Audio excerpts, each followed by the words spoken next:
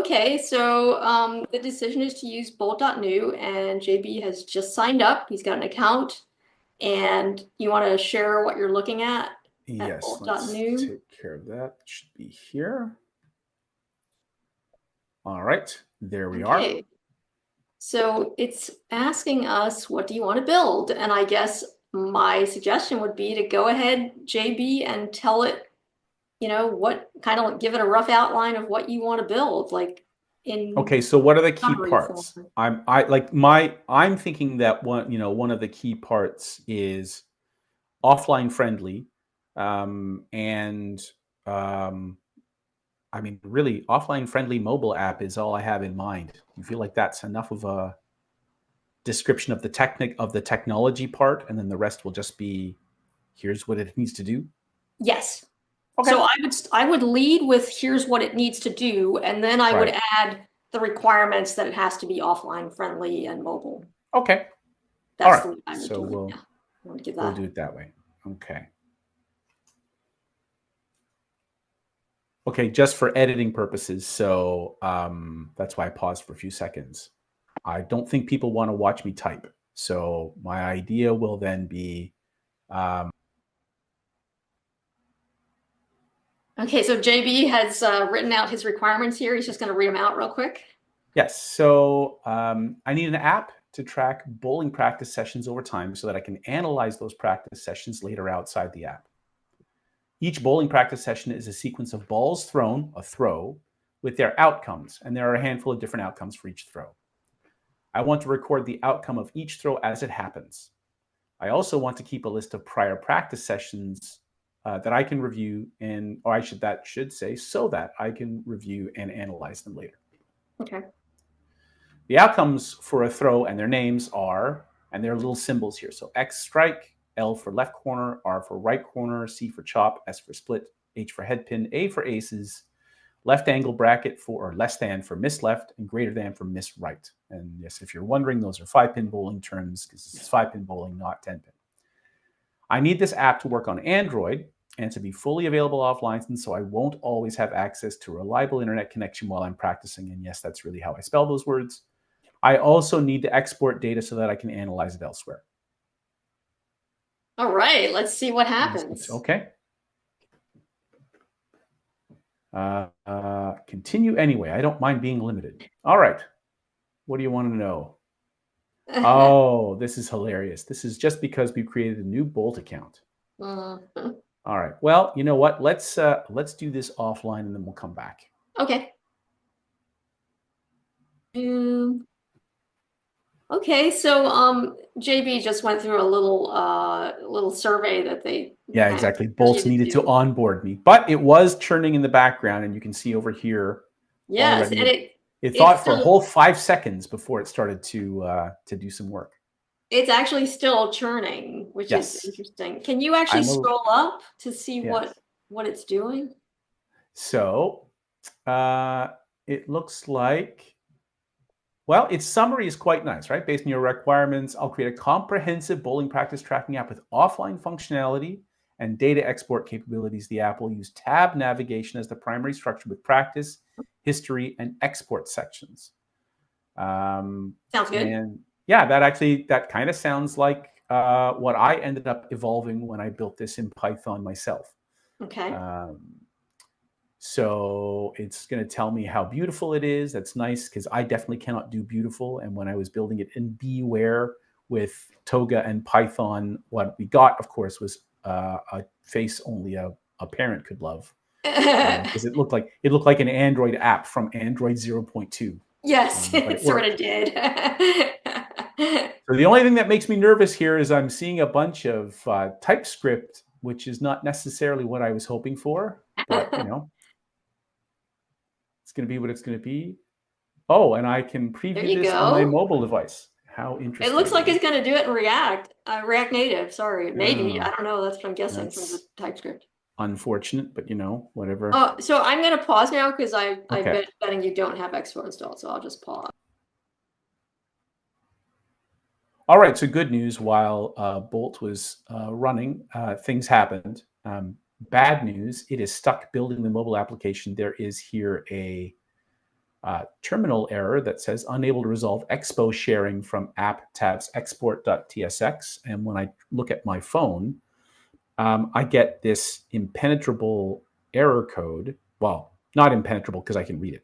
It's a long error code, but what looks familiar is it seems to be a problem in the export TSX file that it's trying to import a module called expo sharing and can't, unable to resolve module. So the good news is that the error that I'm seeing on my phone is the same as the error that we're seeing here on the Bolt web app. The bad news is the error is happening at all. So I don't know any better. So I presume that if I were playing the role of the person in mind doing this, I'm just going to say attempt fix and hope for the best. Let's see what happens. Presumably, if it's something as simple as a failed import, then Bolt can figure that out. But it seems to have tried to create a bunch of stuff here. There's some evidence that it's doing what I asked it to do. Let's see. I can try. I bet if I just reload, that might work. So let's see what happens. And looks like, look at the fix. It installed a module called expo sharing. So maybe there was some runtime or runtime dependency that it hadn't installed yet. Okay. Terminal what error. is this terminal error? It is exactly the same problem. So it did the Stack Overflow thing of just install the package. The error has been resolved. No, it has not. All right. What else you got? So reload, by the way, ended up with the exact same error on my phone. So let's see. I'm going to pause recording at this point while we work through this a bit. Well, let's let this. Okay. Yeah, okay. Well, we can let it run. I'm afraid it's gonna be a lot of churning at this point. Now it's trying to make sure to install the latest version of expo sharing. Does that solve the problem? Perhaps it was the wrong version. Let's find out. So let's try this again. All right, so I have scanned the QR code on my phone. We're still building. Oh, that seems to do it. Look at that. Nice. Okay. Okay. Not sure what that timer's about, but at any rate, we have something. Yeah, what is that timer? You want to try something? Yeah, I have no idea. Now it says iPhone 16, and I'm closer to Galaxy 24. So let's try that. Didn't make a huge difference so far. So let's see. It's colorful. It's actually timing my practice session, which I did not ask it to do. That's interesting. Do you think that you'd want to have that information, or you don't care? I don't know that I care, but I haven't thought about it much. So these practice sessions are usually time is not something that I care about while I'm actually practicing, and often I'm interrupted anyway. But let's see. Let's record a couple of throws. It's doing something pretty reasonable that I realized after a while I wasn't sure that I wanted. So I'm just clicking everything. And it's showing me recent throws with icons that look vaguely like New York City subway lines, which is kind of cute. So now I notice that I have to read the recent throws from the front, like essentially read the throws backwards in history. So the most recent one is at the front. Okay, and then what happens if I press end?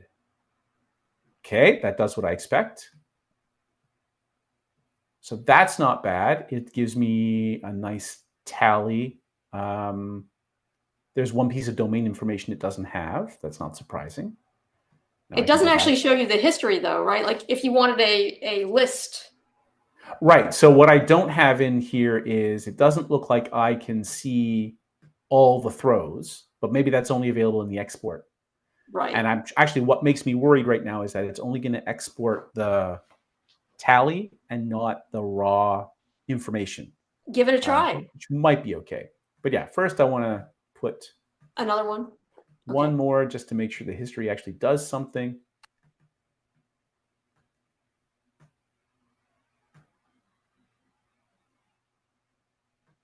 That's interesting. I'm going to try that again. Maybe I made a mistake.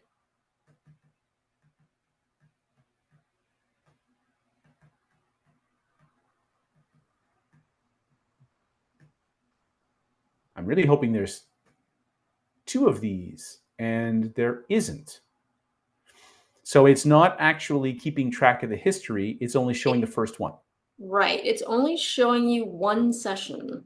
Yeah. And I'm trying scrolling. I'm trying tapping. I'm trying going left and right. Right. So I'm not sure what's going on there. And now let's try export. It does say 3 sessions with Three 57 sessions total there. throws, which sounds right. Okay. And it looks like it has either a summary or detailed or complete data. So that's interesting. So Okay. what's the summary look like? What happens? Now, Yeah. this might not work because it might not be able to actually, like, this might only work on the phone.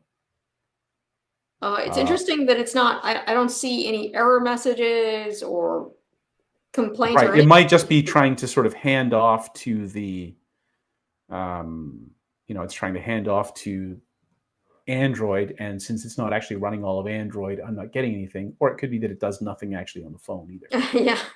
All right. So, I mean, in terms of what we actually have here, so far, so good. It almost does what I want. There's sort of some inaccuracies, and there's a couple of big problems.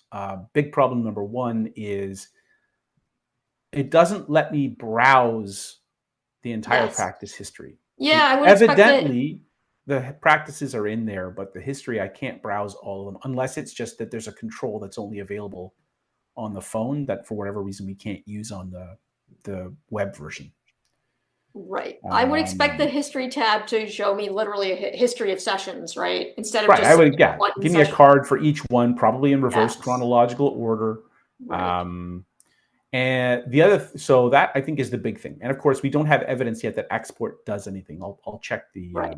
I'll check the app on the phone off camera. But as far as the sort of little inaccuracies, these are things that either it did that I didn't ask it to do, or things that it couldn't have known. This timer is not something I asked for. Yeah, that's So weird. I guess other people who have wanted to do this kind of thing have wanted to include a timer.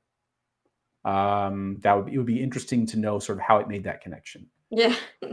Also, it has assumed, probably reasonably from its knowledge of 10-pin bowling, that I want to measure accuracy in terms of strikes per throw. Now, the accuracy is wrong. Let me do some Can arithmetic I here. ask, actually, JB, Yeah. when it's saying 33 throws, that's actually Yes. the result of the 3 sessions that you just did, right?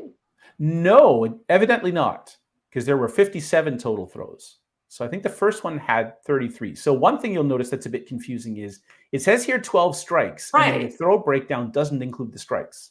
If you add up those numbers, they add up to 21.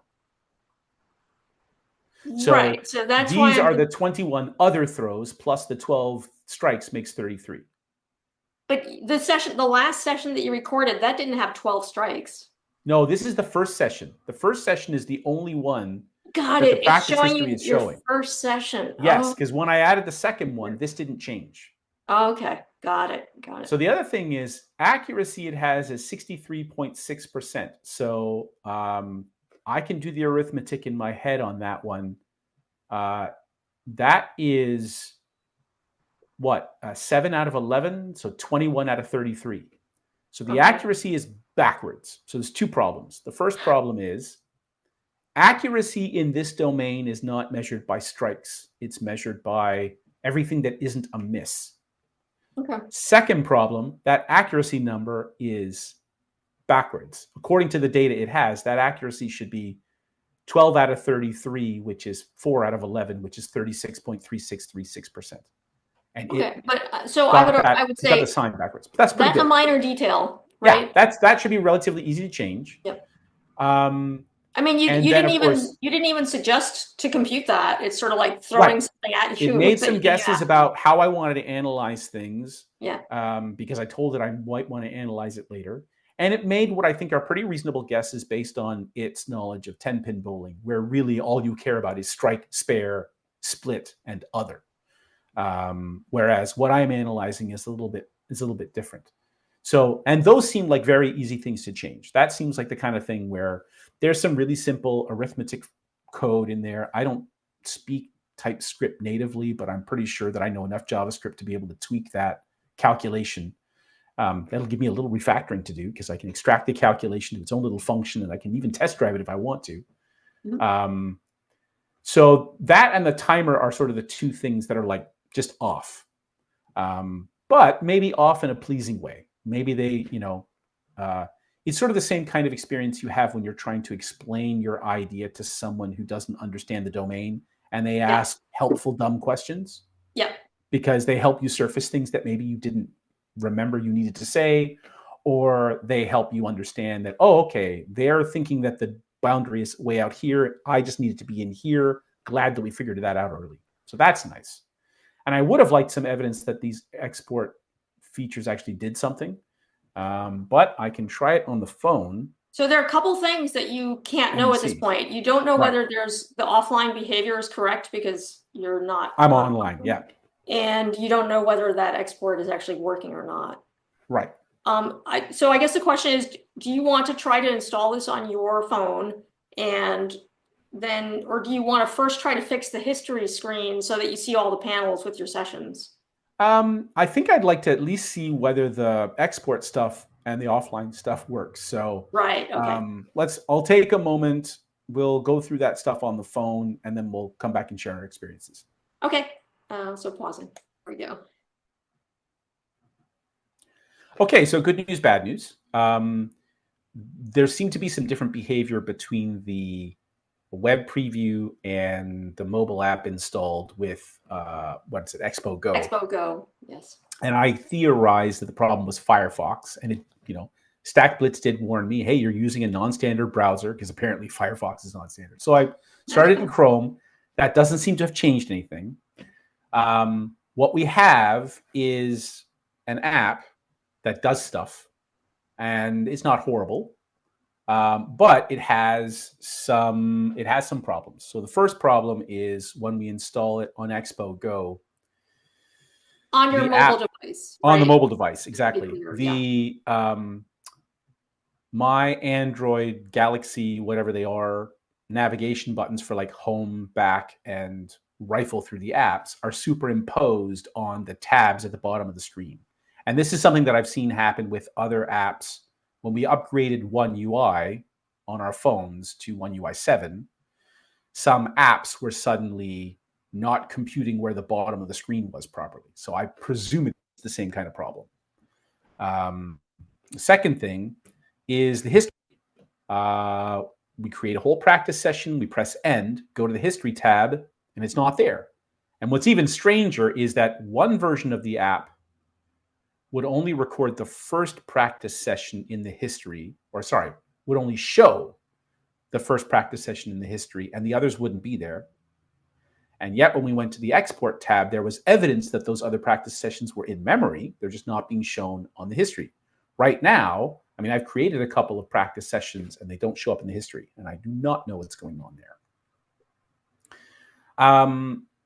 So those are sort of the ongoing problems. The In other problem addition that we to noticed right, so I think you mentioned the the alert dialogues. dialog. Yes, so on the mobile app on Android, when I finish a practice session, I get a little modal dialog that says, hey, saved successfully, and I have to press OK. I don't see that on the web preview on StackBlitz. And that's one of the reasons we switched from Firefox to Chrome. I don't know if that's supposed to work or not, but it doesn't. So even here on Chrome, I don't get any modal dialogues. So, and I don't know how that affects interacting with the app, because that could plausibly be related to why the practice sessions aren't showing up in the history. I really don't know. Yeah. But last but not least, the most impressive bad thing about this app, and it's actually something it sounds stupid but isn't crazy for those of us who are accustomed to incremental feature delivery, and that's the export behavior. You can't see it on the web because modal dialogues don't work. But on the phone, when I try to export, what I get is a modal dialogue with like the CSV file in text and a little message that says, copy and paste this somewhere so that you can use it, which on its own is not insane. Like I think that's an altogether reasonable. It's what when I talk about delivering features, we sort of use cars as a metaphor. We talk about like the Bentley version, the Lexus version, the Toyota version, and the Lada version, right? And so the Toyota version is supposed to be like safe, functional, but nothing fancy. The Lexus version is like fancy stuff that's not particularly luxurious. It's sort of the fancy stuff that a lot of people expect by now. It's sort of like middle class. And then the Bentley version is like the stuff you didn't even know you wanted. And Lada is like one level below Toyota. It kind of works. It occasionally catches on fire, but you can kind of make it work with some extra effort. This is a Lada version only because it truncates the text. So it doesn't actually even show the entire CSV or JSON document. It shows the first N characters and then an ellipsis. And that's great, except that if you don't show me the whole thing, I can't copy and paste it anywhere. So I get what it's trying to do, but the generated app has not hooked into, say, the Android way of saving a file to local file storage or internal file storage, whatever they call it. So we have an app. It doesn't look awful. It looks a little childish, to be frank, but it doesn't look awful. Maybe I just don't understand today's UI aesthetic. This gray is not decorative, right? But it's functional. It has good bones. Like I think the only glaring problem is that I don't know how to do the export part on my own. So the next thing I would need to do is probably go back to ChatGPT and say, I have this app, it's written with this technology, it's supposed to have export. The export doesn't actually export anything yet. Can you guide me on how to do that? Show me an example of how to Oh, but do so I have to export to stop you Android. there. I have to stop you. Yeah. I would suggest continuing to work with Bolt. I mean, All here right. Bolt has developed this app for you. It's functional, but I would argue not usable, right? It's not Definitely practical. not usable yet. Yeah. The thing that stopped me, I also tried it on my phone, was, I hit the history button, and of course that behaved like a different button because the two overlapping Or buttons. yeah. I just like, the app closed. So I want to fix that part. That'd be my first step, would be Yeah. fix that part, make it usable so I can hit those buttons on the navigation bar. And then I would tell Bolt, this is not an acceptable way to export. Can we make it Right. better? And so certainly, I mean, doing it in ChatGPT or here, as far as I'm concerned, that's a distinction without a difference. Although obviously doing it in here is helpful because it continues the conversation with Bolt. Right. Um, and I don't need Bolt to have access to any of the conversation I've had with ChatGPT. That makes perfect sense to me. I would just do those things in the other order. Like to me, if Bolt is not going to be able to give me any export behavior that I can actually use, I kind of want to know that now. And then once I have that settled, then the cosmetic stuff is the stuff that I would want to go to next. Because So at this point, I don't actually know whether I can use this app at all. If I can't get export, then this app might be useless to me, especially since it's written in React Native, which is a technology stack I don't know how to maintain. And I'll be frank, right now, at this moment, while we're talking, I do not know how much I want to learn React Native. I'm not against it okay. necessarily, but I'm also not going, ooh, great, React Native. I already know it. So if I have to code some parts by hand, no problem. I see. So I guess from my perspective also, since I am a React Native developer, I would be like, oh, good, I can jump into this if I Right. need to. Exactly. But remember, what we're doing here is trying to literally offload the whole process to a Yes. tool. And I want Bolt to make me the app that's usable. Right. So And like so we're from going to my have to do point them of both view, anyway. Yeah, so from my point of view, it's if I can't get something that's usable, then I probably don't want to extract the code and then start messing around with it. Right, exactly. I think that, so then it's really just a question of which thing annoys you more. Like, what information do you want? Do you want to know whether Bolt is not going to be able to generate the export feature, in which case that's a potential showstopper? Yes. Is Bolt not going to be able to draw the screen correctly on the phone? Because that's a different kind of showstopper. I mean, in principle, one of them is slightly more of a problem than the other, because I can at least pull out my stylus and click those buttons. It's just not something I'm going to want to do every day. Yes. Um, but I mean, they're really both showstoppers. If it gets genuinely stuck on either one of those, that might be enough to say that this whole line of inquiry is not going to work, and we need to try this again with a different tool, or tell it, hey, no React Native. Try again with Android with Android Native and Kotlin and see where you get. So actually, I have a suggestion then. Okay. Why don't we say, hey, Bolt, this is a nice first step, Yep. but we have a couple of bugs that we've discovered. Uh, First of all, the navigation bar, describe that issue to it, Yep. and also describe the export issue and tell it like, I don't want this, the way you're doing the export is not acceptable. It needs to be Yeah. some kind of, interface that Yeah. is better than that. I need a And then file, please. sorry. No, it's okay. Go ahead. Yes, and then see what happens Yeah. and see if there's a major improvement. Yeah. Absolutely. Yeah. I think that at a minimum, even if we ignore the sort of what we're trying to demonstrate or what we're trying to explore, if I just focus on this from the point of view of I want this app to work because I want to use it, I'm Right. gonna do those two things anyway. Yeah. And I think at this stage, especially since it has generated React Native, and I don't feel comfortable jumping in, I'm going to want it to do the work as much as possible. Oddly enough, if it had generated, an Android app written in Kotlin, I might feel tempted to go in and start fiddling by hand already, or doing what I said at the beginning of this discussion. Right now, I can go back to ChatGPT and use the principle of constraining its view so that it's more likely to generate something worthwhile, and say, okay, hey, I'm trying to build an export feature. I want to export some data as plain text. I don't know how to do that using Android. I think it has something to do with sharing and intents, but I'm not an Android expert. Do it for me. And it would probably generate something that I could very reasonably adapt to what I need to integrate into the app. And Right. maybe the fact that it has generated React Native is kind of going to save me from myself a little bit, and is forcing me to Yeah. play more genuinely the role of the person who does not know what to do, and therefore is not going to feel tempted to to dive in under the hood and start tinkering with the car.